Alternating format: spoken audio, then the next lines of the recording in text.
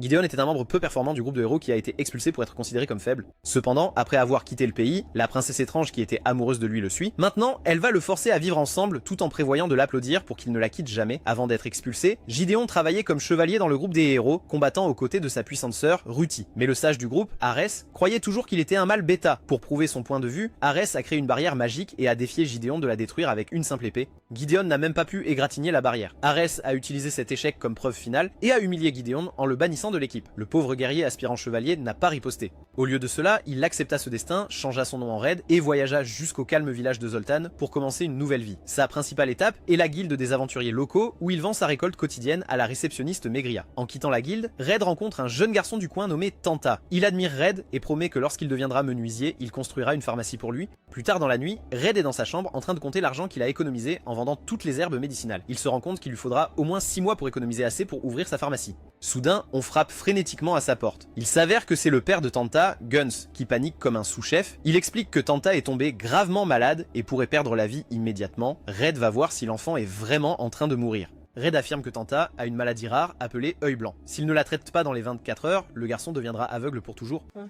Il explique que seule une herbe spéciale appelée aiguille de sang peut le guérir. Guns est désespéré de sauver son fils, alors il se met à genoux et propose de donner $1 million à Red en retour sans hésitation. Red décide d'aider, non pas pour l'argent, mais parce que Tanta est son ami. Red se déplace à travers les montagnes comme un criminel en fuite. Il atteint l'endroit où poussent les aiguilles de sang. Soudain, un hibou-ours apparaît dans l'ombre et se jette sur lui, mais Red tire calmement son épée et inflige une profonde entaille à sa poitrine comme si de rien n'était, puis Red apporte les herbes à Guns juste à temps, et ils parviennent à guérir la maladie de Tanta. La famille du garçon et le médecin local sont incroyablement reconnaissants. Plus tard dans la nuit, alors que Red se promène dans les bois, Guns l'approche pour lui exprimer sa gratitude une fois de plus. En tant que maître charpentier, il propose de construire la pharmacie pour Red en récompense d'avoir sauvé son fils. Lors de l'ouverture du magasin, Red entend certains clients parler de la guerrière intrépide nommée Ruti et de ses récentes victoires. Entendre que le groupe des héros réussit sans lui donne un sentiment de paix. De retour à la guilde des aventuriers, une célèbre aventurière de rang à nommer Rizlet arrive pour remettre un rapport. Elle explique qu'ils viennent d'organiser une fête pour l'ouverture de leur pharmacie locale. Rizlet est intriguée et Megria continue de parler du propriétaire de la pharmacie,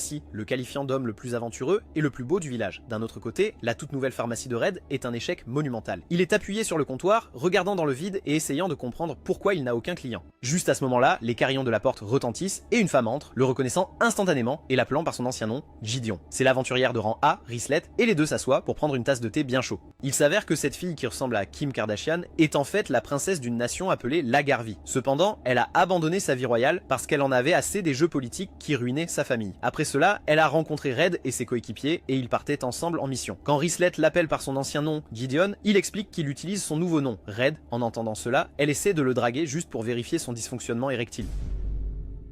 Étant le sympathisant qu'il est, Red a admis qu'il a choisi son nouveau nom parce que le bout de ses coussins gonflables est rouge. Malheureusement, elle semble flattée par ce geste pathétique. Elle demande alors ce qu'un ancien chevalier de haut rang fait cacher dans une ville sans issue comme Zoltan. Red lui dit qu'il était un fardeau pour le groupe, mais Rizlet n'est pas d'accord et affirme qu'il était un guerrier fort. Pour échapper à cette fille en colère, Red va à la cuisine pour préparer encore du thé, il l'apporte à la table et juste au moment où Rizlet en prend une gorgée, elle déclare que ça a le même goût que son jus de saucisse. Ce commentaire les rend tous les deux timides, car ils ont vécu des vies coquines dans le passé. Ce souvenir les ramène dans un bar bruyant où ils se sont rencontrés pour la première fois. Un vieil homme ivre importunait d'une femme encapuchonnée qui était, bien sûr, Rizlet. Avant que l'un des héros ne puisse intervenir, elle s'en est occupée elle-même. Jetant le gars au sol, elle a ensuite dit avec arrogance au groupe de héros qu'elle n'avait pas besoin de leur aide, affichant son statut de princesse de Lagarvia. De retour dans le présent, ils discutent d'un souvenir plus récent d'exploration dans les montagnes quand il n'y avait que deux. Pendant qu'ils bavardaient au milieu de la nuit, Rizlet a affirmé avoir trouvé des traces étranges qui menaient à une cabane isolée. Red a écouté ses divagations avec prudence et a révélé que l'armée du Seigneur Démon est probablement impliquée. Il a suggéré de faire équipe pour enquêter, mais la fierté de Rizlet entre en jeu, elle refuse son offre, disant que Lagarvia combat et gagne ses propres batailles sans aide. Red a respecté sa décision et lui a offert des biscuits, probablement juste pour changer de sujet, mais la femme à la poitrine généreuse commence à saliver comme un labrador et dit que c'est délicieux. Actuellement, Red la confronte, affirmant que son compliment n'était qu'une politesse de façade. Il affirme que Rizlet n'était pas vraiment honnête avec ses sentiments à l'époque et qu'elle n'a appris à être honnête qu'en se retrouvant face au démon Dick Shizandan. Cela déclenche un autre flashback, beaucoup plus sombre, sur un conseil de guerre à Lagarvia. Les fonctionnaires du royaume paniquaient à propos de leurs provisions qui s'épuisaient. Rislet a proposé un plan ingénieux pour frapper le dépôt alimentaire de l'armée démoniaque. Son maître, le commandant, a loué sa stratégie et a mis le plan en action, assignant le groupe des héros à défendre le château. Malheureusement, tout cela était un piège pour vaincre la nation de Lagarvia, car le commandant se tenait aux côtés des démons qu'ils étaient censés combattre. Juste à ce moment, Red est arrivé sur les lieux et a transpercé le commandant avec son épée. Cela l'a amené à révéler sa véritable forme en tant que démon Shisandan. Les deux n'avaient pas d'autres options que de combattre cette bête, mais soudain la sœur de Red, Ruti, fait son apparition. Elle tranche chirurgicalement les bras de Shisandan et plante son épée directement dans son cœur. Cette expérience a laissé Rislet complètement stupéfaite, car elle ne pouvait même pas couvrir ses airbags correctement. Elle s'est enfermée pendant des jours, accablée par le chagrin pour son maître et les soldats qui sont morts. C'est Red qui est allé la voir, espérant obtenir de cette pénétration de liens traumatiques. Il a découvert que Rislet était au bord de la dépression et lui a fait un discours sévère, lui rappelant son devoir de capitaine. Pendant cette période difficile, ses paroles étaient les seules à l'atteindre, l'aidant à se rétablir et à diriger à nouveau. De retour à la pharmacie, le poids de leur passé plane entre eux. Rislet, ayant trouvé la seule personne avec qui elle peut être elle-même, prend une décision importante. Elle exige que Red lui donne un travail dans sa boutique. Il essaie de refuser, voulant protéger sa nouvelle vie tranquille, mais elle a une réponse à tout. Elle propose de gérer le magasin pendant qu'il est dans les bois à chercher des herbes et propose même de jouer de la flûte chaque soir. Et vraiment, tais-toi et prends mon argent. C'est en réalité une bonne décision économique, donc Red accepte à contre-cœur. Rislet prouve immédiatement sa valeur en critiquant son sens des affaires terribles. Il lui montre une potion qu'il a faite qui augmente le volume des autres potions, pensant qu'il est un génie. Cependant, ce gars costaud lui explique la situation en disant que cela ferait s'effondrer le marché à cause de l'offre et de la demande, ou d'une autre raison bidon. Il lui montre ensuite un antidouleur moins addictif, mais elle l'informe qu'il a besoin d'une autorisation spéciale du conseil Zoltan pour le vendre, quelque chose qu'il n'avait même pas envisagé. Après avoir réalisé qu'elle est en fait intelligente, Red lui demande de passer quand elle a le temps pour aider, mais Rislet le regarde simplement et dit qu'ils ne seront jamais séparés à nouveau. Elle annonce ensuite qu'elle va emménager avec lui et qu'elle va acheter un lit plus grand et une baignoire pour qu'ils puissent partager Red Est complètement abasourdi, car son rêve d'une nuit sensuelle avec une femme à la poitrine généreuse devient réalité. Pendant ce temps, loin de là, Ares présente un nouveau membre au groupe des héros, une assassine silencieuse nommée Tis. Il présente cette petite fille à ses coéquipiers comme le remplaçant de Gideon. Alors qu'il se présente, Ruti arrive sur les lieux. Avec un visage comme celui de Joe Biden, elle accepte Tis et assigne à l'équipe leur prochaine mission, la chasse à une ancienne arme, laissée par un ancien seigneur démon. Le lendemain matin, Red se réveille et se retrouve à dormir par terre. Mais quand il regarde à côté de lui, il voit un panier de lait de 10 livres suspendu au corps de Rislet. Plus tard, les deux se rencontrent en bas, où Red a préparé un délicieux petit déjeuner pour eux deux. Ils s'assoient pour manger comme un vieux couple marié, et la fille mange tout avec enthousiasme. Elle agit ensuite comme sa gestionnaire d'affaires bénévole et présente leur plan pour la journée. Elle veut faire approuver le nouveau médicament antidouleur de Red par le conseil municipal. Rislet aborde ensuite le sujet de son salaire. Elle veut que Red réorganise son intestin dans le lit 2 fois par semaine. Après une réflexion attentive sur la santé de sa saucisse, Red accepte simplement de devenir une viande pendante pour sa nouvelle assistante. Les deux se dirigent ensuite vers la ville pour mener à bien leurs activités professionnelles. Leur premier arrêt est un magasin de meubles appartenant à un gobelin. Quand le gobelin voit la belle princesse avec un perdant comme Red, il demande immédiatement ce qui se passe. Rislet annonce fièrement qu'elle emménage avec lui et frotte ses galons de lait sur le corps de Red. Le gobelin reste sans voix, mais il félicite rapidement Red en supposant qu'ils sont en couple. Red se demande pourquoi le gobelin est si gentil avec elle, alors qu'il est généralement un vrai imbécile avec lui. Le gobelin explique que contrairement à Red, qui essaie toujours de marchander, Rislet est un vrai client qui paie le prix fort. D'un autre côté, Rislet choisit un nouveau lit et regarde Red de manière séduisante en espérant avoir une relation intime plus tard dans la soirée. Alors que Red essaie de contrôler sa saucisse, Rislet s'arrange pour faire livrer le lit à la pharmacie. En partant, elle mentionne que la boutique du gobelin propose toujours des articles de première qualité. Red explique que c'est parce que le gobelin a amélioré sa bénédiction d'artisan. Il lâche ensuite une bombe sur le fonctionnement des bénédictions. Elles sont données aléatoirement par un dieu nommé Demus, et la seule façon de monter de niveau est d'exterminer une autre personne qui a aussi une bénédiction. Ce système tordu encourage essentiellement les gens à s'éliminer les uns les autres pour le pouvoir, transformant le monde entier en un bourbier violent pour les psychopathes. En route vers le bureau du conseil, Red aperçoit Tanta se faire embêter par un groupe d'enfants plus âgés. Il intervient immédiatement pour mettre fin à la bagarre, mais un enfant nommé Ademi attrape une pierre et la lance sur lui. Red la dévie calmement et dit au gamin qu'il ferait mieux de sauver son petit derrière sans poil et de partir d'ici. Red vérifie comment va Tanta et son ami Hal qui a également été égratigné lors de la bagarre. Juste à ce moment-là, Rislet arrive avec ses énormes bottes à talons et Tanta est choquée de la voir avec Red. Elle explique qu'ils sont de bons amis et qu'elle vit maintenant avec lui, ce qui impressionne encore plus le gamin. Après avoir soigné l'enfant, Red demande à Tanta pourquoi ils se battaient et il explique qu'Ademi a commencé à les attaquer sans raison. Hal ajoute qu'Ademi n'a pas toujours été un gros dur violent, mais qu'il est devenu extrêmement impulsif récemment. Red comprend pourquoi. Ademi a probablement juste éveillé sa bénédiction. Il explique que les bénédictions peuvent perturber la personnalité d'une personne. Ademi a la bénédiction de bagarreur, ce qui le rend instinctivement doué pour se battre avec tout ce qu'il trouve. Comme il a une grande affinité pour cela, la personnalité d'Ademi est en train de se transformer pour correspondre, le transformant en un voyou né comme les politiciens américains. Cette révélation terrifie Hal, qui avoue qu'il ne veut même pas de bénédiction. Quand Red demande pourquoi, Hal révèle qu'il en a déjà une, maître d'armes, ce qui le rend habile avec n'importe quelle arme. Cependant, il a peur de finir par devenir violent, tout comme Ademi. Risley et Red réconfortent rapidement le gamin en lui disant qu'une bénédiction ne définit pas qui vous êtes. Elle peut influencer votre vie, mais elle ne doit pas vous contrôler. Red lui assure qu'il peut apprendre à maîtriser sa bénédiction et l'utiliser pour le bien. Se sentant un peu mieux, les gamins stupides rentrent chez eux. Alors que Red et Risley continuent leur chemin, il lui dit qu'une fois qu'ils seront officiellement partenaires commerciaux, il ne la laissera pas s'échapper si facilement, ce qu'elle prend en plaisantant comme un indice qu'il veut applaudir son pli doux comme du beurre entre ses jambes. Au bureau du conseil, leur proposition pour le nouveau médicament est immédiatement rejetée par un fonctionnaire grincheux. Il ne les écoute même pas et les met simplement à la porte. Imperturbable, Risley a une autre idée et décide simplement de s'adresser à un autre officiel. Ce type explique que Danann est sur les nerfs parce qu'un autre remède qu'ils ont approuvé le mois dernier est maintenant vendu dans les rues comme une poudre illégale et il a dû faire face à des citoyens en colère toute la semaine. Ce fiasco a gravement nui à leur réputation car ils reçoivent même des insultes menaçantes dans les rues. Cependant, l'officiel aime la taille de poitrine de Risley. Il accepte donc d'approuver personnellement leur nouvel analgésique. Sur le chemin du retour, Red s'excuse de lui avoir fait faire tout le travail difficile. Mais Risley lui dit qu'elle est heureuse d'aider, elle lui serre alors fortement la main, faisant couler tout le sang vers son appendice biologique. De retour à la pharmacie, les deux réfléchissent à des moyens de rendre la boutique populaire. Risley suggère qu'il a besoin d'un produit phare que tout le monde voudra acheter. Comme elle aime sa cuisine, elle mentionne en passant qu'il devrait servir de la nourriture avec ses remèdes, ce qui lui donne une idée brillante. Red utilise ses compétences de guide qui apparemment fonctionnent aussi pour cuisiner, tandis que Risley regarde par derrière. Il utilise ensuite ce mélange sur des aliments, les rendant à la fois sains et délicieux. Risley prend des échantillons de ses nouveaux cookies médicinaux et en prend une bouchée qui s'avère extrêmement savoureuse. Le lendemain, elle se tient sur les trottoirs comme un vous savez quoi et distribue les cookies dans tout le village. Le plan est un énorme succès et bientôt sa pharmacie est inondée de clients, rendant enfin l'affaire de Red un succès. Les deux célèbrent cet événement et Red porte cette magnifique femme dans ses bras pour admirer ses melons. Pendant ce temps, le groupe de héros rencontre de sérieux problèmes. Le combattant, Danann, se dispute ouvertement avec Harris, blâmant les terribles décisions du sage pour leur manque de progrès dans la recherche de l'arme ancienne. Danann insiste sur le fait que bannir Gideon était une énorme erreur, soulignant qu'il n'avait jamais eu ces problèmes lorsqu'il était leur guide. Il demande à Ruthie la permission de partir à sa recherche, et elle accepte volontiers. Plus tard, Danann discute avec la clerc du groupe, Theodora, de leurs soupçons concernant Arès. Il mentionne qu'un autre membre du groupe, Yarandrala, est déjà parti à cause de la décision d'Arès de renvoyer Gideon. Danann admet que même s'il avait l'habitude de jouer avec sa saucisse devant Gideon, il ne l'a jamais vu comme un problème et est maintenant déterminé à le retrouver et à le ramener. Le lendemain matin, Red se réveille pour trouver le corps magnifique de Risley à côté de lui. Juste au moment où il fixe ses airbags volcaniques, elle se réveille. Plus tard, Red est debout devant sa pharmacie désormais prospère, réfléchissant à quel point sa vie est devenue absurde. Jamais il n'aurait imaginé qu'il dirigerait un magasin avec une véritable princesse à ses côtés. Juste au moment où ils rentrent à l'intérieur, un groupe d'aventuriers locaux entre. Leur mâchoire tombe par terre lorsqu'ils voient à l'eau la célèbre aventurière de rang A, Risley, travaillant derrière le comptoir. Elle leur annonce joyeusement qu'elle a quitté l'aventure et vit maintenant avec Red pour lui masser la saucisse au lit.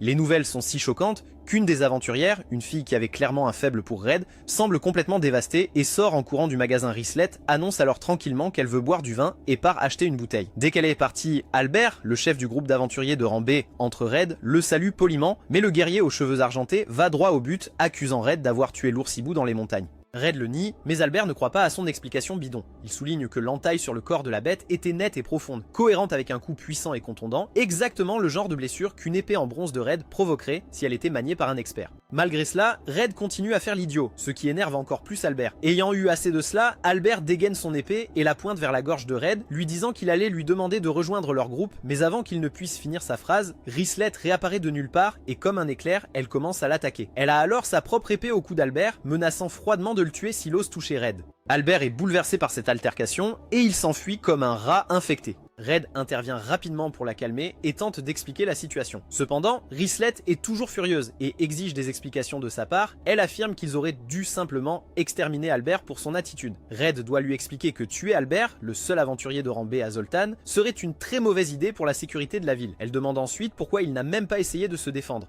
Red déclare calmement qu'il savait qu'Albert ne faisait que fanfaronner et n'irait pas vraiment jusqu'au bout. Il dit ensuite à Risley combien ses airbags bougeaient plus tôt, la rendant extrêmement timide. Plus tard dans la nuit, ils fêtent leur succès en affaires avec un dîner, et Risley lui rappelle qu'ils ont encore besoin d'une baignoire. Red lui dit qu'il a déjà demandé à Gantz d'en construire une pour eux. Elle précise ensuite qu'elle veut une baignoire assez grande pour 2 personnes, expliquant qu'elle aime simplement se détendre dans une grande baignoire. Mais le commentaire trouble clairement Red. Il propose rapidement qu'ils aillent au sauna public local pendant leur jour de congé, et elle accepte volontiers. Au sauna, Red se retrouve dans une compétition d'endurance inutile avec le gobelin et le charpentier, Gonseng. Alors que les hommes transpirent ensemble comme des marines, ils commencent à taquiner Red au sujet de sa relation avec Risley. Mais en gentleman amoureux qu'il est, Red leur dit de s'occuper de leurs affaires. Tout le monde en a assez de la vapeur chaude, mais personne ne veut abandonner. Alors, pour mettre fin à ce concours stupide, Red se lève et augmente la vapeur, faisant s'évanouir Gans presque instantanément. Immédiatement, il le traîne dehors où sa sœur, Nao, le gronde pour s'être surmené. D'un autre côté, le propriétaire du sauna, un homme nommé Newman, se plaint de perdre des clients depuis l'ouverture d'un nouveau bain public plus chic. Nao s'énerve contre lui pour avoir abandonné si facilement et déclare qu'elle continuera de venir tant qu'il servira des boissons. En le voyant perdre le moral, tout le monde se lève et commande des boissons à Newman, espérant motiver son vieux derrière déprimé. Même après une grande chope de bière, Nao et le gobelin en demandent plus. Plus tard, de retour à la pharmacie, Nao et Rizlet réfléchissent à des moyens d'aider Newman à sauver son sauna. Ils pensent à des moyens de réduire les coûts et d'attirer plus de clients, mais toutes les idées semblent sortir de leur cul japonais. Pendant ce temps, Red leur sert du thé aux herbes pour les aider avec leurs idées stupides et soudain il a un plan. Il rend visite à Newman le lendemain et lui offre un sac aux herbes spécial, expliquant un nouveau service qu'il peut offrir, la thérapie par la vapeur. Il explique que c'est une technique utilisée par les elfes sauvages où ils se baignent dans de la vapeur d'herbe pour soulager la fatigue. Newman n'est pas sûr que cette idée stupide attirera plus de clients. Cependant, Red propose de fournir un approvisionnement régulier de ses sacs d'herbe à un prix réduit. Reconnaissant pour l'aide, Newman accepte de maintenir son entreprise en activité et décide d'intégrer cette idée dans son entreprise de sauna. Il offre même à Red et à ses amis un accès gratuit à vie pour utiliser son sauna afin de regarder secrètement leurs Zigwigwi et Zizipong. Après avoir conclu l'affaire, Red entre dans le sauna pour célébrer sa victoire commerciale. Mais juste à ce moment-là, Nao et Rizlet entrent du côté des hommes du sauna avec leurs énormes bulldozers. Red essaie de partir rapidement en s'enveloppant d'une serviette, mais Rizlet le supplie et le fait rester. N'ayant pas d'autre option, il accepte de profiter du sauna avec les dames. Alors qu'ils sont tous assis ensemble, Nao dit à Rizlet qu'elle a été intelligente de choisir Red plutôt que les autres hommes inutiles du village. Les deux femmes commencent ensuite à s'extasier sur la façon dont Red est serviable, talentueux et fiable, accumulant les compliments jusqu'à ce qu'ils soient tellement embarrassés qu'ils perdent connaissance. Grâce à l'idée de Red, le sauna de Newman redevient populaire car la boutique est remplie de clients. Alors qu'ils rentrent tous à la maison, Rizlet dit à Red qu'elle n'aurait jamais imaginé qu'une vie paisible à Zoltan pourrait être si épanouissante. Elle explique enfin pourquoi elle voulait boire du vin plus tôt. Dans son pays natal, c'est une tradition pour les couples de boire du vin ensemble, avant de se réarranger mutuellement les tripes. Pendant ce temps, à des kilomètres de là, la fête des héros s'effondre. Ariz est agacé que deux personnes y aient quitté la fête depuis que Gideon a été banni. La nouvelle assassin, Tis, s'assoit à côté de Theodora qui lui demande si elle est déçue par sa nouvelle équipe. Tis donne une réponse évasive, disant qu'elle est d'accord avec tout ce que le groupe décide. Theodora soupire et dit que leur groupe n'avait jamais eu ce genre de conflit jusqu'au départ de Gideon. Elle admet qu'elle ne comprend pas pourquoi il a été expulsé et souhaite ouvertement qu'il revienne. Le lendemain, alors que Red travaille dans sa pharmacie, un fonctionnaire à l'allure guindée de la guilde des aventuriers nommé Galantine se présente avec ses sbires. Il exige de parler immédiatement avec Rizlet, mais Red, étant un idiot professionnel, leur dit d'attendre l'ouverture de la pharmacie pour la journée. Cependant, Galantine insiste sur l'urgence et menace même Red de manière discrète. Mais en voyant sa personnalité véritablement aimante, Galantine décide d'attendre un peu plus longtemps. D'autre part, Rizlet dit à Red de faire attendre Galantine et ses sbires pendant des heures, comme si elle faisait une blague à ses amis sur TikTok. Alors que Galantine est furieuse dehors, un personnage louche de la guilde des voleurs se faufile dans la boutique. Il propose à Red une pièce elfique précieuse, une petite fortune en échange de la libération de Rizlet. Red se moque de l'offre, disant que Rizlet n'a pas de prix et que 1000 pièces ne suffiraient pas. Le voleur semble respecter sa sincérité, mais laisse l'offre sur la table au cas où Red changerait d'avis. Dehors, Rizlet rejette également les offres de Galantine. Les sbires essaient de lui offrir jusqu'à 1 milliard de dollars. Mais elle leur informe qu'elle a signé un contrat à vie avec Red Rizlet, les avertit également que s'ils essaient de chasser Red de la ville, elle partira avec lui. Entendant tout cela, Red est aux anges et l'invite à se rapprocher de lui. Il sort ensuite un bracelet en ambre et le lui offre, l'appelant un acompte sur son emploi à vie. Rizlet le taquine, disant qu'un cadeau comme ça pourrait lui donner de fausses idées, ce qui le fait rougir et balbutier qu'il peut lui en acheter un autre. Cependant, Rizlet sourit simplement et lui dit que n'importe quel cadeau de sa part lui convient tant qu'il continue de la combler dans son lit. Pendant ce temps, dans une arrière-salle sombre, deux membres du guild discutent de la manière dont Rizlet est devenu un électron libre. Ils décident qu'ils doivent la surveiller de près, craignant ce qu'elle pourrait faire maintenant qu'elle n'est plus sous leur contrôle. Étant donné que Rizlet était une aventurière qui participait à des expéditions, sa retraite en tant qu'assistante de Red provoque la panique parmi ses anciens collègues. La créature verte suspecte est furieuse que même la guilde des voleurs n'ait pas pu convaincre Rizlet, et mâche des bonbons pour agir comme un méchant. Plus tard, Rizlet se retrouve à penser qu'elle n'aurait jamais imaginé pouvoir vivre une vie simple et heureuse comme celle-ci avec Red.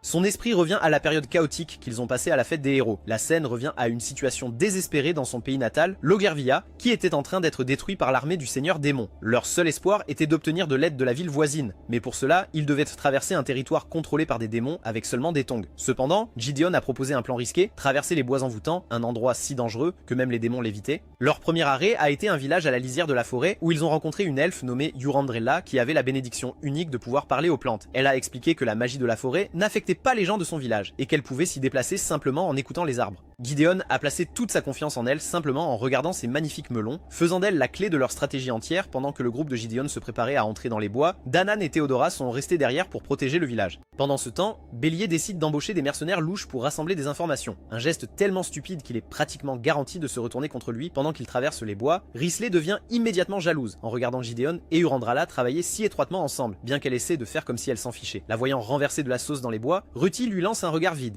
Urandrala, qui est bien plus perspicace qu'elle n'en a l'air, s'approche de Risley et lui propose de se baigner dans une rivière voisine pour se rafraîchir. Risley hésite d'abord, mais elle finit par accepter de tremper tout le jus de viande qui a coulé de ses cuisses. Harris ne veut pas attendre. Mais Gideon donne aux filles son feu vert pour flâner un moment. Alors qu'elles nagent avec leur chope de lait dans l'eau, Urandrala va droit au but en demandant à Risley si elle aime bien Gideon. Elle lui dit que son béguin est douloureusement évident et que Gideon l'aime probablement aussi. Elle conseille à Risley d'être plus joueuse et honnête plutôt que de se mettre en colère par embarras tout le temps. Risley demande à Urandrala si elle a des sentiments pour lui, mais l'elfe le nie, disant qu'elle ne peut pas être satisfaite des saucisses humaines car elles ne durent pas longtemps. Elle considère Gideon comme un ami proche et souhaite qu'il puisse vivre une vie simple pour lui-même car il se pousse toujours à bout pour le groupe. Juste au moment où ils sont sur le point de continuer leur voyage, ils sont attaqués par des éclaireurs démons. Il s'avère que les mercenaires qu'Harris a embauchés étaient des agents doubles qui les ont trahis. Cependant, Gideon ne panique pas et élabore rapidement un nouveau plan. Lui et Urandrala feront diversion pendant que Risley et Ruti perceront les lignes ennemies. Comme prévu, l'équipe se met en formation et charge directement dans le territoire ennemi. La bataille commence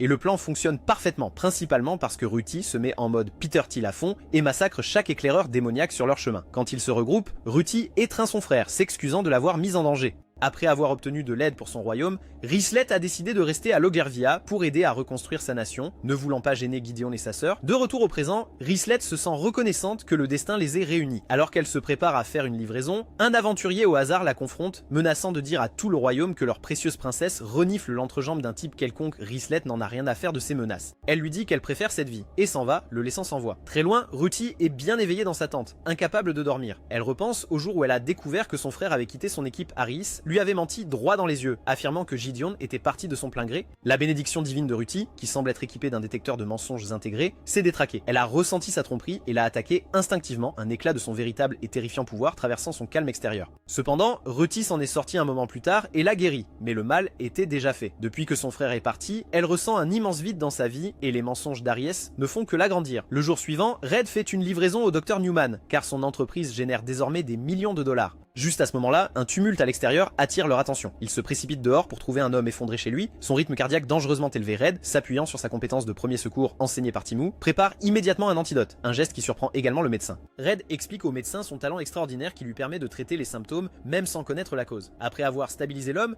le Dr Newman révèle qu'il est victime d'une overdose de stupéfiants, la même nouvelle poudre récemment approuvée par le conseil. Il avertit Red que d'autres cas comme celui-ci sont sûrs d'apparaître et lui demande d'acheter toutes les actions de l'entreprise qui produit ces stupéfiants. Quand Red rentre tard à la maison, Risley le réprimande pour être un partenaire égoïste, mais il arrange rapidement les choses en lui préparant le déjeuner. Pendant qu'ils dînent ensemble, il lui parle de la victime d'une surdose, et elle conclut immédiatement que le stupéfiant est dangereux. Cependant, Red insiste sur le fait que ce n'est pas leur travail de jouer les détectives et de traquer le dealer. Pour lui changer les idées, il lui propose de prendre un jour de congé et d'aller à la rivière pour se détendre. Ils prennent deux créatures ressemblant à des dragons et partent faire un tour dans le ciel. Cependant, les deux finissent par passer leur journée à nager et à manger du barbecue. Risley amplifie la situation en enlevant son t-shirt devant ce fan et en le forçant à entrer dans l'eau avec elle. Leurs interactions sont remplies d'une tension gênante qui n'était pas là avant. Malgré cela, ils finissent tous les deux par rire de leur propre maladresse et Red souligne l'ironie de sa timidité actuelle étant donné qu'elle était si directe lorsqu'ils se sont retrouvés, mais regardez simplement ce corps incroyable. N'importe qui serait maladroit avec ses contenants de lait. Risley admet qu'elle a toujours secrètement eu peur qu'il la rejette. Rassurée par son sourire,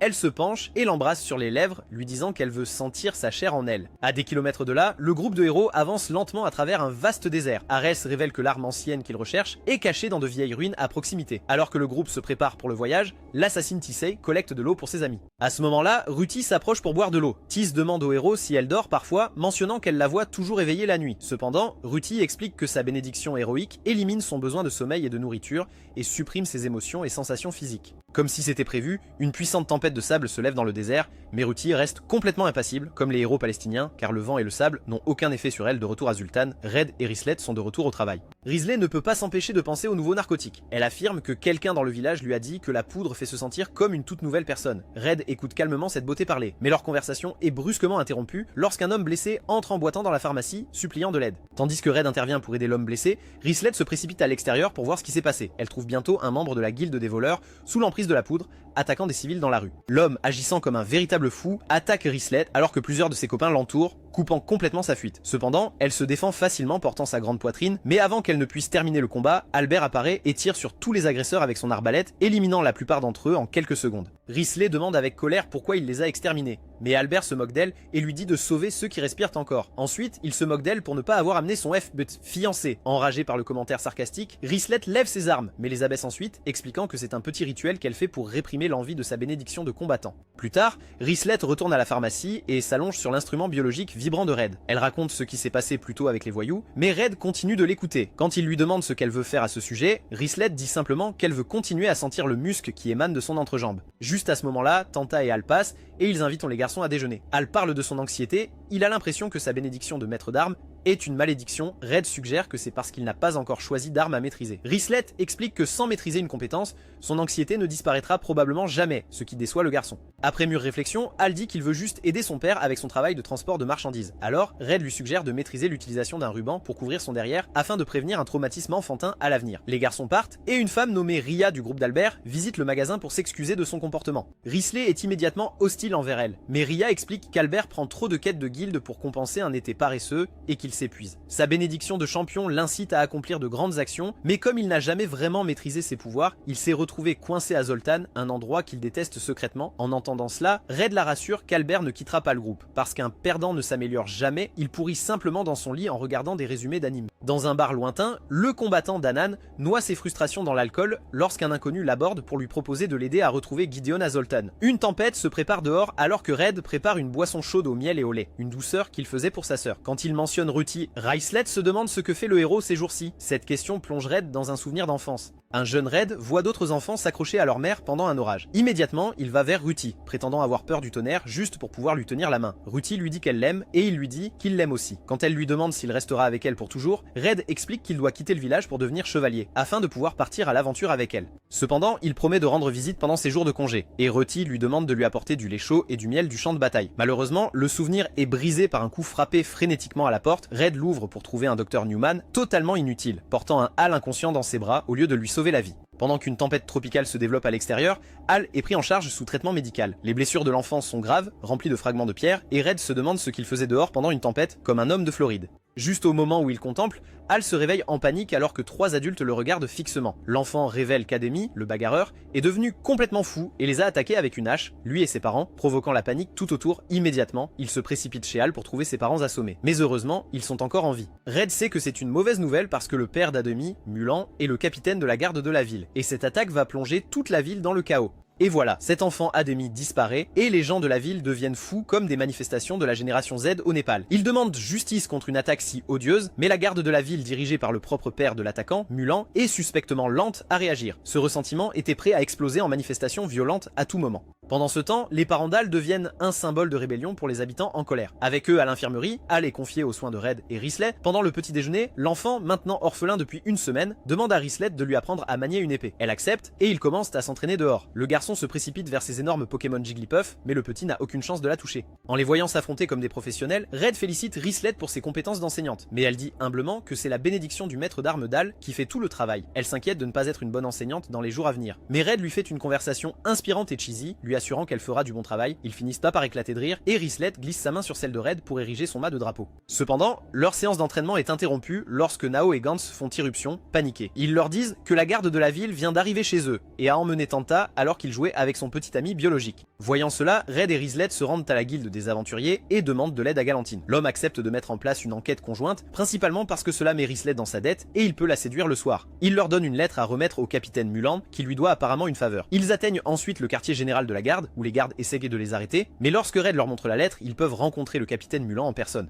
Immédiatement, Tanta est réuni avec ses parents et ils sont presque en larmes. Mulan affirme qu'il voulait seulement interroger Tanta et n'avait aucune idée que ces hommes de main attacheraient l'enfant. Il libère donc rapidement le petit et s'excuse, mais Red exige de savoir s'il figure aussi sur la liste d'Epstein. Mulan explique que la ville est au bord de l'émeute. Les gens sont tellement en colère qu'ils commencent à croire qu'Ademi n'a même pas attaqué la famille d'Hal et que c'était une sorte de complot. Hal insiste qu'il a vu Ademi, mais Mulan dit que les faits sont déroutants. Lanta défend même Ademi, en disant que le bagarreur s'est excusé après leur premier combat et lui a dit que son rêve était de rejoindre la garde de la ville pour protéger les gens, pas les blessés. En entendant cela, Mulan a demandé à parler seul avec Red et Rislet et les supplie de l'aider. Quand Red demande si Ademi utilisait le nouveau narcotique, Mulan le nie, disant qu'il a appris à son fils à rester à l'écart de ces trucs. Cependant, Red souligne les similitudes entre cette attaque et celle causée par les utilisateurs de stupéfiants. Se comportant comme un fidèle de Donald Trump, Mulan dit qu'il n'y a aucun moyen de le prouver puisque personne à Zultan n'a la compétence d'évaluation. Plus tard, alors qu'Al est seul à la pharmacie, un homme étrange lui rend visite. Lorsque Red revient, il trouve le gamin bouleversé. Il propose d'entraîner Al pendant que Rislet gère les choses pour Galantine.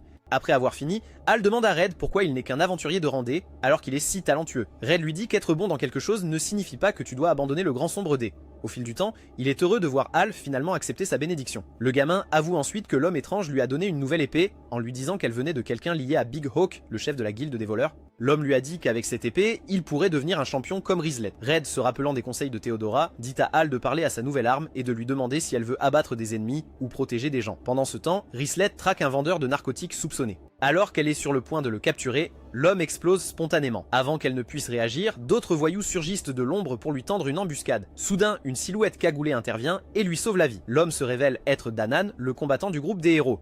Il explique qu'il cherche Gideon, mais après avoir vu qu'il avait une nana avec des raquettes énormes, il a décidé de le laisser tranquille. Danan révèle ensuite un problème beaucoup plus grave. Les hommes qui l'ont attaqué n'étaient pas seulement des voyous, ils étaient des démons trackers. Il propose d'échanger des informations avec elle, et lorsque Risley accepte, elle rentre chez elle. Pendant ce temps, Danan la regarde partir avec un regard sinistre comme s'il venait de faire caca dans son pantalon. Quand Rislet revient à la boutique, elle saute immédiatement sur les genoux de son papa. Pendant qu'ils discutent, Red lui parle de la nouvelle épée d'Al. Étant experte en magie, elle détecte immédiatement un sort de localisation sur la lame. Non seulement quelqu'un a donné une arme à un enfant, mais il veut aussi suivre chacun de ses mouvements. Submergé par les événements de la journée, Rislet serre Red dans ses bras, se demandant combien de temps leur vie paisible peut encore durer. Elle frotte ses juggernauts sur son corps et finit par créer une autre épée dans son pantalon. Le lendemain, Red entend des manifestations dehors et découvre que Big Hawk a payé des gens pour émeuter, une astuce astucieuse pour distraire la garde de la ville. La politique a maintenant infiltré notre fichu anime aussi, Chad. Au loin, le groupe de héros combat un démon massif dans des ruines anciennes. Ruti ordonne à Tis de trouver l'arme pendant qu'il s'occupera du monstre, qu'elle vainque ensuite facilement. Elle se tourne vers Ares et lui dit franchement que, bien qu'elle ait couvert son frère, elle ne fera pas de même pour lui car il devrait être capable de se protéger lui-même. Ares se souvient silencieusement à quel point il était plus facile de lancer des sorts avec Gideon, mais il repousse cette pensée. Pendant ce temps, Tis revient, ayant trouvé leur prix, le vaisseau personnel de l'ancien seigneur démon. Alors qu'ils montent à bord, Tis demande à Ruti s'il y a un endroit où elle veut aller. Ruti admet poliment qu'il y a un endroit spécial, mais dit qu'elle doit d'abord terminer son devoir en tant que héros. Cette nuit-là, Red et Risley inaugurent enfin leur nouveau lit double. Avec une saucisse dressée, Red invite sa copine à lui faire une gâterie, et elle se rapproche de lui, elle déboutonne sa chemise, et Red laisse aussi sortir ses melons moelleux. Mais Risley devient paranoïaque à propos de la pénétration, car un enfant dort dans la pièce d'à côté, alors les deux décident de dormir sans offrir d'action aux spectateurs. Le lendemain matin, Risley enfile un sweat à capuche et sort pour attirer les voyous. Armée de l'épée piégée d'Al qui porte un sort de localisation, elle attire avec succès les hommes de Big Hawk dans un combat. Alors qu'il la charge, Risley les combat avec un sourire sur le visage. Cependant, elle remarque quelque chose d'étrange. Ce ne sont pas de simples voyous, ce sont des démons à hache. Pendant ce temps, le type louche qui a donné l'épée à Al se présente à nouveau à la pharmacie. Il enlève le petit enfant et l'emmène directement à Big Hawk, qui prévoit de transformer l'enfant en marionnette politique comme Joe Rogan et ses amis, le héros des résidents mécontents de South March. Big Hawk se présente à Al, monologuant sur la façon dont il a acquis son pouvoir en exterminant quiconque se mettait en travers de son chemin. Maintenant, il veut encore plus de pouvoir, c'est pourquoi il a créé les stupéfiants qui traversent Zultan. Cette boue verte infectée révèle que le nom du stupéfiant est Bénédiction du Diable, un mélange méchant fabriqué à partir des cœurs de 50 démons de hache. Il explique qu'une seule bénédiction aléatoire à la naissance peut ruiner la vie d'une personne, mais avec la bénédiction du diable, ils peuvent avoir une seconde chance. Le plan maître de Big Hawk est d'utiliser Al pour conquérir la foule en colère et devenir le leader de facto de la ville. Pour commencer, il fait venir Demi, qui admet avoir pris la poudre pour devenir plus fort. Dehors, une foule est déjà agitée et prête pour le combat. Juste au moment où deux idiots se lancent dans une bagarre sans importance, Grand Faucon traîne Al devant eux. Tout le monde est ravi de voir le petit en sécurité, mais Big Hawk finit par faire un grand discours sur les injustices qu'ils subissent en tant qu'étrangers à Zultan. Il mentionne l'attaque contre la famille d'Al et dit que Demi n'a pas été puni parce que son père est le capitaine de la garde. Il pousse Demi en avant et encourage Al à se venger sur le champ, lui disant d'être l'étincelle qui brûle le vieux Zultan. Cependant, le gamin hésite à attaquer son ami, se rendant compte qu'il n'est pas dans un métro de New York. Voyant cela, Grand Faucon essaie de le manipuler, en disant que bien qu'il ait donné les stupéfiants à Demi, l'enfant a essayé d'éliminer les parents d'Hal de son propre gré. Il ajoute que depuis que Demi a 2 bénédictions maintenant, l'éliminer rendra Hal incroyablement puissant. Sans hésiter, Hal prend l'épée, mais au lieu de frapper Demi, il coupe les cordes qui le lient, déclarant que son arme ne veut pas qu'il commette un crime. Grand Faucon est furieux à cause de cela, alors maintenant il offre une hache à Demi, sachant que la bénédiction du diable déclenchera une envie meurtrière, mais avant que Demi ne puisse la saisir, une figure encapuchonnée le désarme en un éclair. L'homme se révèle être rouge. Il attrape à la fois Hal et Demi et les emmène dans un endroit sûr, tandis que le démon vert hurle de colère. Ensuite, il donne à Demi des médicaments pour supprimer les effets des narcotiques. À ce moment-là, un complice nommé Bui les rejoint et emmène les enfants dans le cadre de leur plan. Maintenant que les enfants sont en sécurité, Red confronte Grand Faucon et ses hommes. Albert, maintenant au service du gobelin, se précipite sur lui comme Marco Rubio lors des primaires républicaines. Mais Red dévie son attaque sans effort, révélant qu'il a caché sa véritable force tout ce temps. Red demande à Big Hawk ce qu'il est vraiment, et le gobelin avoue qu'il est en réalité un démon nommé Bélial qui a possédé le vrai Big Hawk. Red se moque simplement, disant au démon qu'il aura du mal à prendre le contrôle d'une ville paresseuse comme Zultan. Le démon est d'accord, c'est pourquoi il a recruté Albert, un autre étranger frustré avec de la noirceur dans le cœur et des cacahuètes dans les poches. Albert exprime sa frustration face à la ville hante de Zultan, disant qu'il préférerait mourir plutôt que d'être un nul. Il admet avoir passé un marché avec un démon, mais prétend qu'il n'est pas maléfique. Red fait remarquer que ses actions ont déjà causé des pertes humaines. Albert dit que c'est un sacrifice nécessaire pour atteindre son objectif, unir Zultan, en faire une puissance militaire et rejoindre la lutte contre le seigneur démon. Il demande à Red de le rejoindre, affirmant qu'il a ce qu'il faut pour être un héros. Juste à ce moment-là, la garde de la ville les entoure. Red dit à Albert qu'il n'est qu'un propriétaire de pharmacie et que c'est le travail de la garde de l'arrêter. Cependant, Albert refuse d'être considéré comme un criminel et demande à Red de lui accorder une mort héroïque. Puis il se précipite sur lui. Avec une fluidité de mouvement exemplaire, Red esquive le coup et lui tranche proprement la main, lui disant qu'il a le potentiel pour être le sauveur de Zultan, mais qu'il est paralysé par son obsession d'être un héros. Pendant ce temps, Grand Faucon utilise sa magie pour faire léviter Hal et Demi au-dessus de la foule. Hal annonce à tout le monde qu'il pardonne à Demi et veut redevenir ami. En entendant cela, la foule en colère perd toute raison de se battre et commence à rentrer chez elle. Plus tard dans la nuit, Rouge et Risley se détendent enfin dans leur nouvelle baignoire extra large. Risley demande pourquoi il n'a pas rejoint Albert quand il en avait l'occasion pour rejoindre la cause des héros. Pendant que la pointe de Risley se durcit et que le mât de Red se dresse,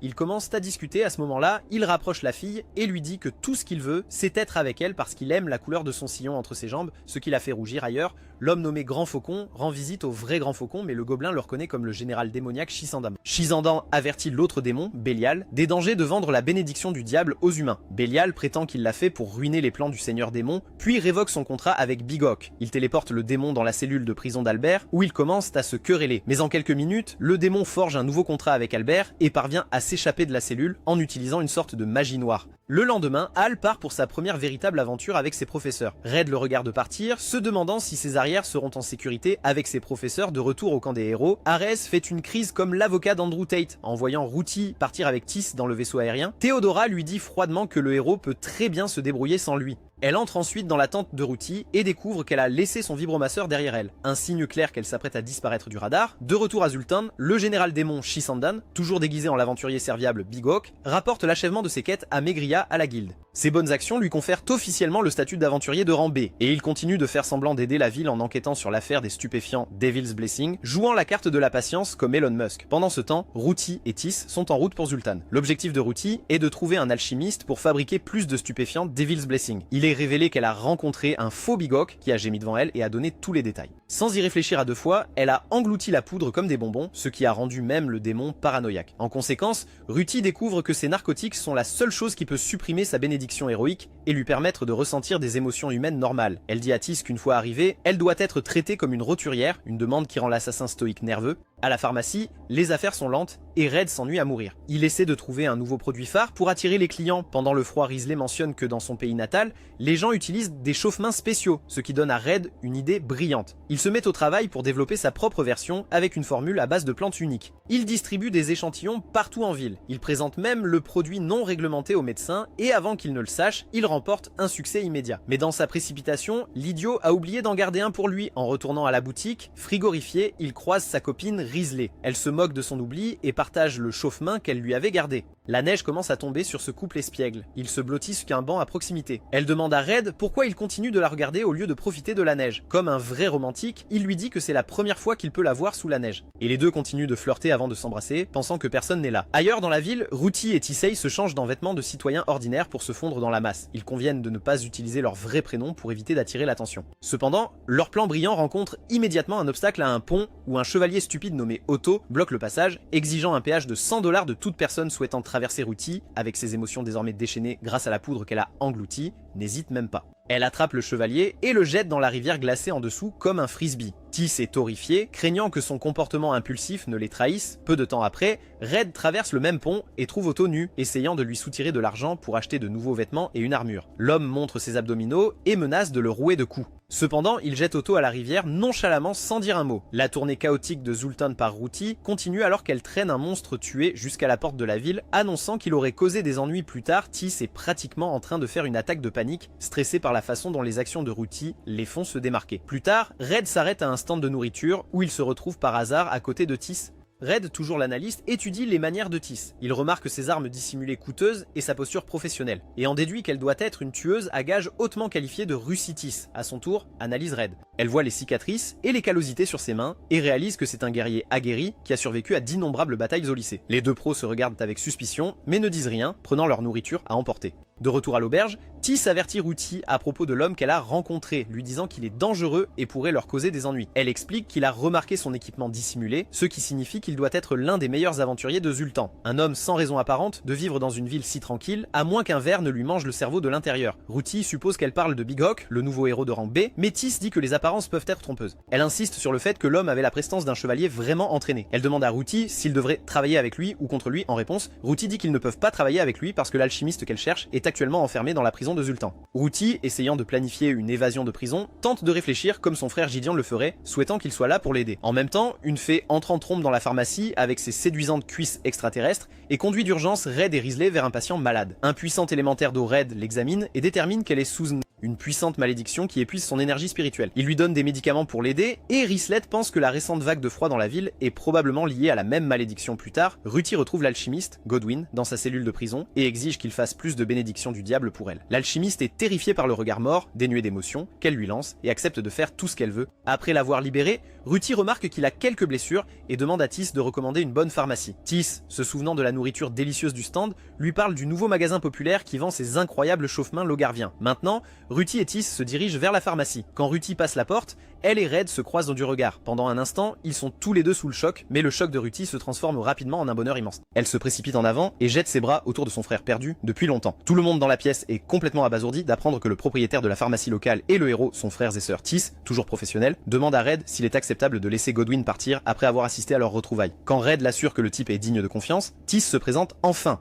Red se rend rapidement compte que c'est la fille qui l'a remplacé à la fête. Lorsqu'elle lui demande s'il vit avec quelqu'un, il raconte à la fille tout sur Risley et son trou impeccable entre ses jambes. Red se tourne ensuite vers sa sœur, Ruti, et lui explique enfin la vraie raison de son départ, s'excusant d'avoir disparu sans un mot. Elle dit qu'elle comprend et propose immédiatement de s'occuper d'Aris pour qu'il puisse rejoindre la fête, disant qu'elle est incomplète sans lui. Cependant, Red la refuse poliment. Il dit à sa sœur qu'il a trouvé une nouvelle vie avec une fille à la poitrine imposante et une raison de rester à Zoltan. Étonnamment, Ruti accepte sa décision et déclare ensuite qu'elle va simplement déménager à Zoltan pour être avec lui. Comme par hasard, Ricelet revient avec des provisions et est complètement choqué de trouver le héros dans son salon. Red explique tout à sa réchauffeuse de lit et Ruti leur dit qu'elle le cherchait parce qu'ils ne peuvent pas vaincre le seigneur démon sans son aide. Ricelet, se sentant maintenant en insécurité, demande à Red ce qu'il va faire de la situation avec le seigneur démon. Cependant, il la rassure en lui disant qu'il reste pour gérer la boutique avec elle, mais elle s'inquiète toujours qu'il abandonne sa sœur. Avec cela, Ruti se lève pour retourner à l'auberge pour la nuit.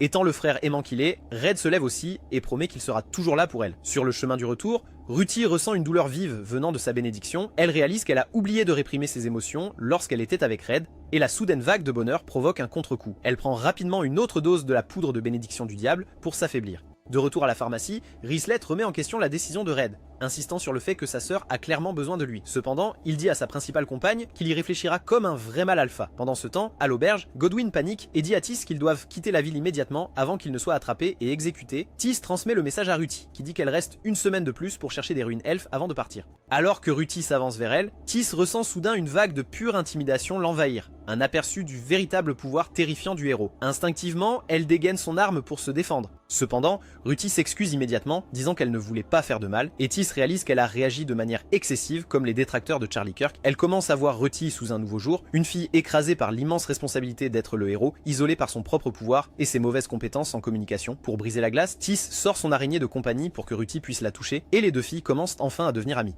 Ailleurs en ville, Shisandan étudie une carte des ruines elfiques comme un nerd au chômage et vérifie un cristal magique, agacé de découvrir que la malédiction qu'il a placée sur l'élémentaire d'eau a été levée. Le lendemain, Ruti essaie d'aider à la pharmacie, mais son regard vide d'émotion effraie tous les clients. Red lui suggère doucement d'essayer de sourire davantage et propose de lui faire visiter la ville. Jouant son rôle, Tis propose de rester en arrière et de s'occuper de la boutique avec Risley. Finalement, les deux filles se dirigent vers le sauna où le comportement excentrique de Ruti la rend rapidement célèbre localement. Plus tard, elle s'excuse auprès de Red pour avoir attiré autant d'attention, mais il lui dit qu'il est fier de la présenter aux gens. Il lui frotte même la tête comme un chien sur le point de mourir, ce qui rend la petite fille vraiment heureuse. Loin de là, le reste du groupe de héros se dirige également vers Zoltan, guidé par nul autre que le rusé Albert. En signe de soutien, Théodora a proposé de lui acheter une main prothétique. Albert lui parle de l'homme qui s'est coupé la main, se demandant pourquoi quelqu'un d'aussi puissant refuserait d'être un champion. Cela amène Théodora à se demander si les gens doivent vraiment suivre le chemin que leurs bénédictions choisissent pour eux, une véritable crise existentielle. Pendant ce temps, Red prépare du miel et du lait et le sert aux filles de sa maison. Pendant un moment, cela ressemble à une véritable famille heureuse. Juste après, les filles décident d'aller au sauna pour renforcer davantage leurs liens familiaux. Au sauna, Ruti demande à prendre un bain avec Risley et Tis décide de les rejoindre. Affirmant qu'elle aime garder une trace de tous les endroits où elle s'est baignée dans l'eau, Ruti se confie à Risley. Elle raconte un souvenir de son enfance lorsqu'elle essayait de protéger un autre enfant d'un ours hibou.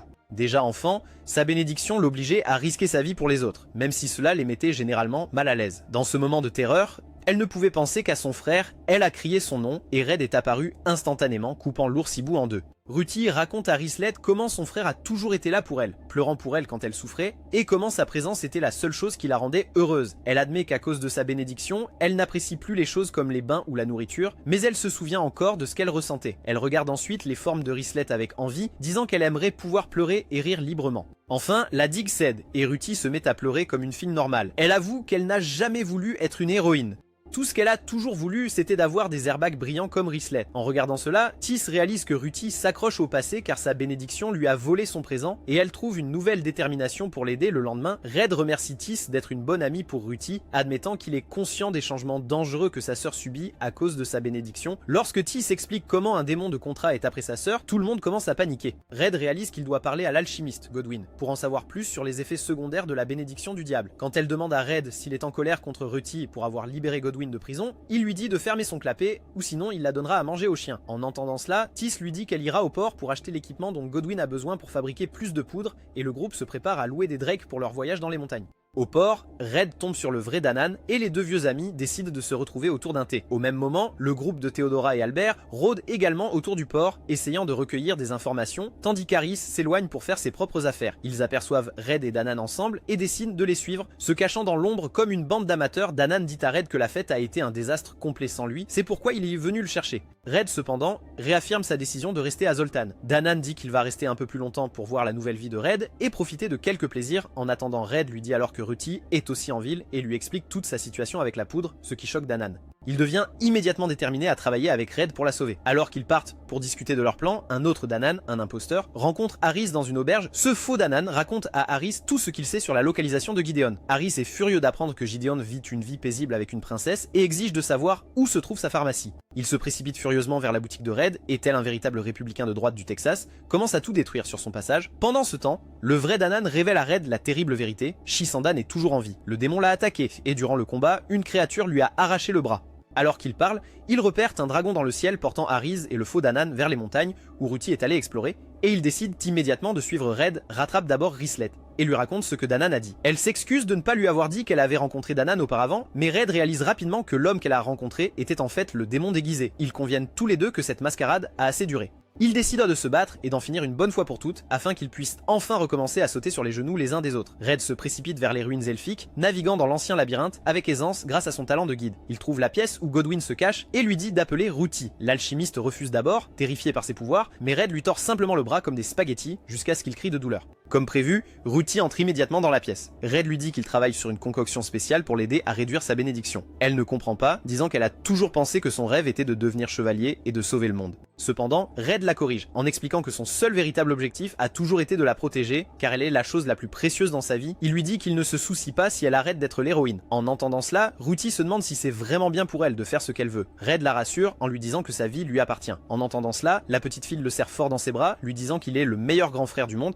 Ailleurs sur la montagne, Shisandan et Aries cherchent les pantalons tachés d'urine de Ruti pour la capturer. Le démon parle à Aries des ruines anciennes elfiques qui y sont cachées. Le véritable Danan retrouve enfin Théodora et monte sur son dragon pour rattraper les autres. De retour dans les ruines, le groupe de Red retrouve Tis. Red suggère qu'il parle à Godwyn des stupéfiants et Ruti explique que bien que cela ne lui ait pas donné une nouvelle bénédiction, cela a éveillé en elle une sorte de pouvoir sans nom. Godwyn est perplexe, mais pense que ce n'est probablement pas dangereux puisque cela ne lui donne pas de pulsion meurtrière. Soudain, Tis sent quelque chose s'approcher d'elle. Red les reconnaît comme des yeux de mouche, qui sont des drones de surveillance magiques qui se multiplieront et révéleront leur position s'ils sont attaqués. Ruti, complètement défoncé, les extermine tous avec un seul sort et court dans la direction d'où ils viennent. Sans réfléchir, Red la suit et il trouve un Aratus complètement dérangé, les attendant dans une chambre. Il exige fanatiquement que Ruti vienne avec lui pour combattre le seigneur démon. Elle refuse catégoriquement et explique sa décision de rester avec Red. Enragé par cela, Aratus attaque Red, mais Ruti le poignarde immédiatement, lui disant qu'elle a évité ses organes vitaux et qu'il peut appeler ses agents d'assurance vie pour un paiement. Elle affirme alors fermement sa décision d'arrêter d'être le héros. Juste à ce moment-là, Shisandan arrive et propose d'aider le sage blessé. Aries, qui met enfin les pièces ensemble, réalise que l'homme n'a pas de bénédiction, ce qui signifie qu'il doit être un démon. Shisandan suggère qu'il s'associe, tentant Aris en lui disant qu'une relique puissante du tout premier héros est cachée profondément dans ses ruines, une relique qui pourrait forcer Ruti à revenir à ses côtés.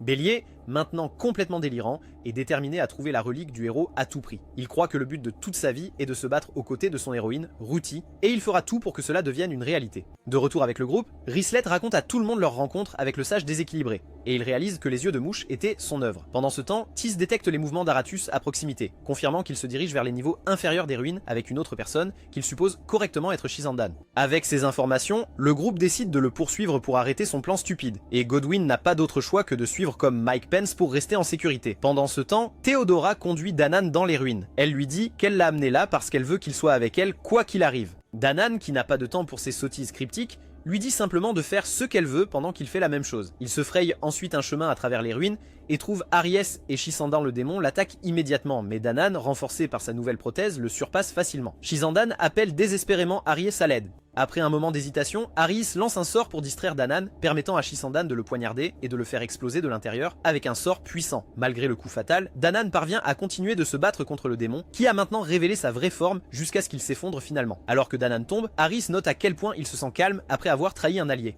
Il se rend compte que c'est le même sentiment qu'il a eu quand il a manipulé Gideon pour quitter la fête afin qu'il puisse prendre sa place. Il suit Shisandan plus profondément dans les ruines, et ils arrivent dans une pièce contenant les véritables épées sacrées qu'ils appellent les Sacred Avengers. Shisandan explique que l'épée que Ruti utilise actuellement n'est qu'une copie bon marché de Chine, et sa bénédiction est également juste une copie de la volonté du héros original, tout comme l'implant mammaire de Kim Kardashian. Il raconte alors à Aris leur plan. Ils doivent donner à Ruti l'épée véritable et enlever la seule chose qui alimente son désir d'être une personne normale. Dès qu'il entend cela, Aris sait exactement ce que c'est, son frère Gideon. Pendant ce temps, le groupe de Red navigue à travers les ruines, avec Ruti qui rend à Red son épée préférée. Ils entrent bientôt dans une chambre où ils trouvent Shisandan déguisé en ancien maître de Risley, le capitaine maléfique de la garde royale. Sans hésitation, ils attaquent l'homme, mais ont du mal à s'en approcher car Aries utilise la magie du feu pour les tenir à distance. Ruti les protège des flammes et dit à Aris qu'elle lui pardonnera s'il se rend maintenant, mais Aries est déjà trop loin. Les deux frères et sœurs lancent des attaques puissantes, essayant de se surpasser. Ailleurs, Albert et Théodora trouvent Danan grièvement blessé et lui donnent des médicaments, sauvant finalement sa vie.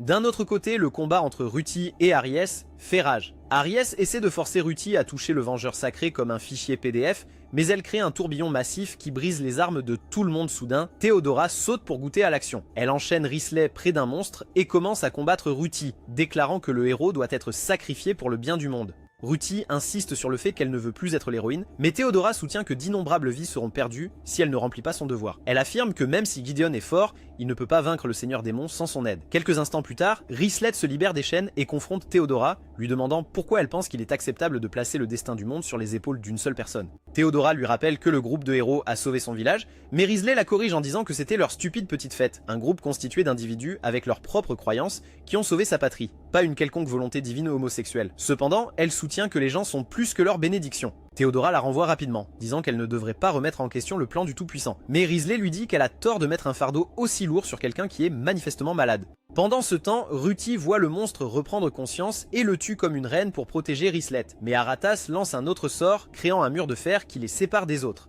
Ruti essaie de sauter à travers, espérant les sauver, mais échoue lamentablement, et Shisandan profite de l'ouverture pour briser son épée. Aratas célèbre sa victoire sur Red et va combattre Thiez, qui lui dit que ses vues tordues sont fausses et qu'elle est déterminée à laisser Ruti vivre une vie normale. Juste au moment où le mur de fer est sur le point d'écraser Red et Rislet, Danan, maintenant rétabli, utilise sa force immense pour les sauver. Libéré des chaînes, Red se précipite immédiatement sur Aris. Avec l'aide de Rislet, il esquive les sorts du sage et lui coupe les deux mains, le laissant saigner sur le sol. Rudy continue son combat avec Shisandan, qui lui dit qu'elle ne mérite pas une vie paisible parce qu'elle est l'héroïne. En entendant cela, une rage profonde s'éveille en elle provenant de la bénédiction sans nom. Elle l'attaque sans relâche et dans sa fureur, elle saisit sans le savoir l'un des vengeurs sacrés et le tranche avec. Elle rejoint les autres, mais cette fois, quelque chose ne va pas. Au lieu de les aider, elle se retourne et attaque Red qui s'occupe des blessures de Theodora comme un véritable simp. Immédiatement, Thiez se précipite devant Red pour le protéger et essaie de parler à Ruti qui arbore maintenant une expression totalement vide et dénuée d'émotion sur son visage. Red dépose doucement Thiez blessé sur le sol pour faire face au visage agaçant de sa sœur qui met maintenant en mode héros complètement psychopathe. Avec un visage impassible, elle l'attaque alors sans la moindre hésitation.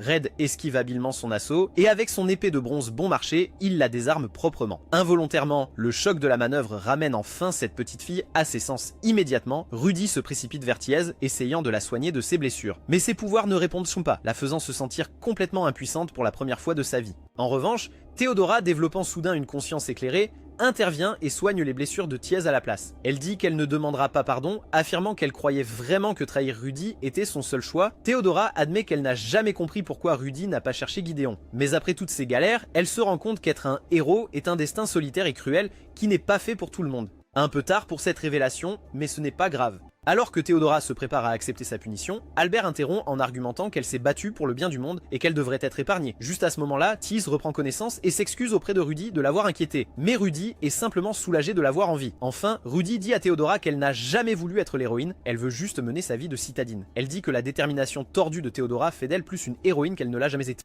En entendant cela, Red ajoute qu'un véritable héros est quelqu'un qui sauve le monde de son plein gré, pas parce qu'une bénédiction l'y oblige. Inspirée par ce discours un peu kitsch, Theodora demande si elle peut devenir guide comme lui. Red lui dit que c'est tout à fait possible, et elle se rend compte que c'est une vie bien meilleure que de se battre contre ses amis pour des lois complètement foireuses d'un dieu. Quelques instants plus tard, Red revient à son magasin pour le trouver complètement saccagé, grâce à Aris. Mais alors que la neige commence à tomber dehors, il oublie tous les dégâts. Ruti et Thiez le rejoignent également, et Ruti est ravi, ressentant le froid pour la première fois depuis des années. Voyant qu'ils se rapprochent enfin, Rouge les invite à prendre le petit déjeuner. Il est révélé que la nouvelle bénédiction sans nom de Ruti est assez puissante pour contrôler d'autres bénédictions, mais elle l'utilise surtout pour désactiver son mode héroïque. Elle leur dit que son nouveau rêve est d'acheter une ferme comme Bill Gates et de cultiver des herbes médicinales. Plus tard, ils assistent tous aux funérailles d'Arès, priant pour qu'il ne souffre pas dans sa prochaine vie, ce qui est probablement plus que ce que mérite le salaud manipulateur. Ensuite, le groupe discute de ses projets futurs. Danan dit qu'il partira dans quelques jours, mais exprime son inquiétude sur la manière dont Shisandan a pu manier des épées sacrées. Red suggère qu'il pourrait y avoir une autre épée manquante quelque part. De retour à la boutique, qui a déjà été entièrement restaurée par Gantz, Rislet admet à Red qu'elle a une peur irrationnelle de se réveiller un jour et de le trouver parti. Elle dit que puisque tout le monde semble avoir besoin de ses conseils, elle craint qu'il ne parte pour guider quelqu'un d'autre. Rislet avait même peur qu'il ne veuille pas revenir après que la boutique ait été détruite. Cependant, avec une saucisse dressée dans son pantalon, Red lui dit qu'elle est la seule raison pour laquelle il revient chaque jour. Il avoue que la première fois qu'ils se sont retrouvés à Zoltan, ces mots l'ont rendu heureux parce qu'elle l'a vu pour le désordre brisé qu'il était, mais a quand même choisi de rester avec lui. Avec cela, les deux partagent un moment intime parlant de leur avenir. Red lui dit qu'il veut passer le reste de ses jours avec elle et qu'il a hâte d'avoir des enfants un jour. Il demande à Rislet quel est son gemme préféré et elle lui dit qu'elle préfère celui qu'il choisit pour elle. Le lendemain matin, Red et Ruti sortent explorer la ville comme de vrais frères et sœurs. Pour une fois, il présente sa sœur à tous les marchands locaux et lui achète un cadeau. Alors qu'il se promène, elle lui dit à quel point elle est heureuse de passer enfin du temps avec lui et de se faire de nouveaux amis. Elle demande à Red de rester avec elle pour toujours, et il promet qu'il sera avec elle aussi longtemps qu'elle le voudra. Puis il s'allonge dans l'herbe, et Ruthie, enfin en paix avec elle-même, s'endort comme un bébé. Mais dans un anime d'action, la vie tranquille ne semble jamais durer. De retour à la pharmacie, Maigria de la guilde arrive précipitamment, demandant urgemment de l'aide à Rudy. Une bande d'ogres a pris un village voisin et capturé plusieurs aventuriers sans hésiter. Rudy accepte d'aider. Tease sourit, remarquant que Rudy est toujours un héros, mais maintenant elle est une héroïne qui combat de son plein gré. En partant, Red lui dit qu'il préparera ce qu'elle veut à son retour. Comme prévu, cette petite demande du lait chaud et du miel. Dans la scène finale, l'alchimiste Godwin parle à l'elfe Urandrala au sujet de Zoltan. Il dit que bien que ce soit une ville ennuyeuse, il pense que c'est l'endroit idéal pour mener une vie tranquille. En entendant cela, Urandrala se lève avec un air déterminé, laissant entendre qu'elle veut revoir Gideon et Rislet. Si vous voulez que nous couvrions la saison 2 de cet anime, commentez Milk Tankers ci-dessous. D'ici là, abonnez-vous, aimez et partagez cette vidéo avec tous vos amis.